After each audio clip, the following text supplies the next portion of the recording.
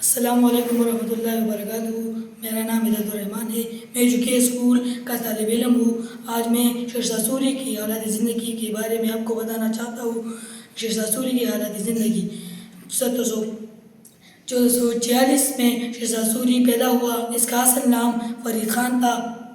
والد کا نام حسن خان سوری تھا، جو جونپور کی راجہ کے فوج کا کمانڈر تھا۔ سیر و شکار کی شوقین شہزاد سوری بہادر اور جفاکش تھا۔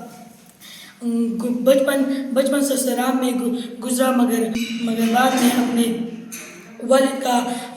اپنے والد کے دوست اور جونپور کے کمانڈر کے پاس چلا گیا۔ شہزاد سوری اقتدار میں کیسے آئے؟